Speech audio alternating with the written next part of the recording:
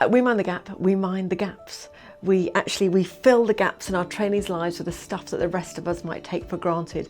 We bridge the gap between the private and the public sector, bringing agencies and employer partners together to make a difference in the communities on their own doorsteps. And we address the gap in provision for young people. There's nothing like what we do out there.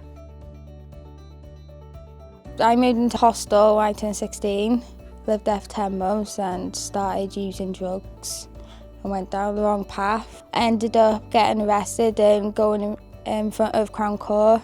They went to jail and that was like a big eye-opener for me. So I got the job in the coffee shop, found out about money paying foundation by my probation worker, and at the end of it I'm gonna have the job. I know I am. It's like 100% attendance.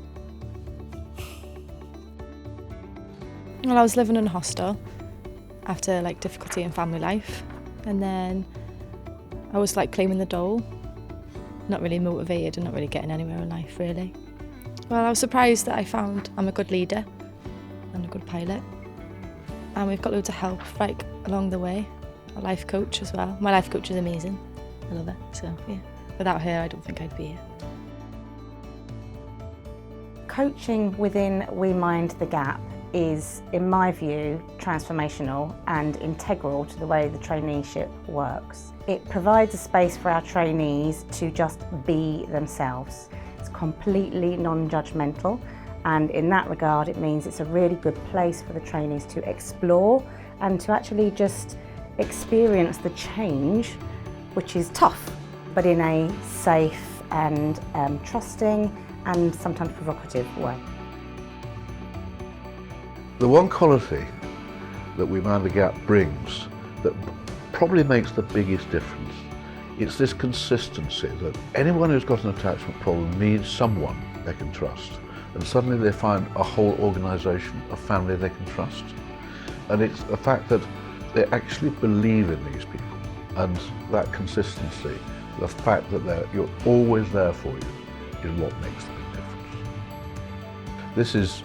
This is a role model. This is the best of the best of how we could look after people with attachment problems, and everyone can learn from it. We realised that it takes a village to raise a child, and so we have created a community around each trainee, a community of businesses, of partners, of allies, of supporters, all willing that trainee along their journey to support them on the bumps of the road and all the way to graduation.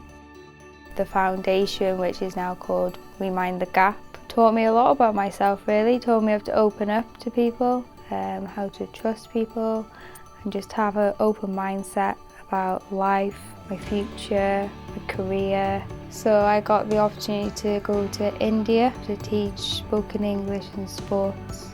We did my application form, sent it all off, had my visa, and within 2 weeks I was on the plane going to Valley. Completely by myself. Going into that kind of environment was such a shock.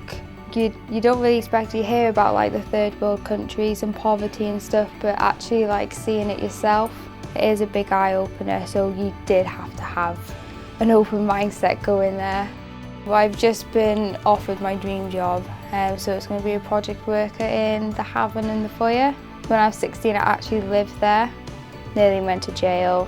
That was a big eye-opener for me, and then obviously in these 5 years I completely changed my life around, and the people that have actually offered me the job worked there while I lived there, so they've seen how far I've come and they believe in me, which makes me believe in myself a whole lot more.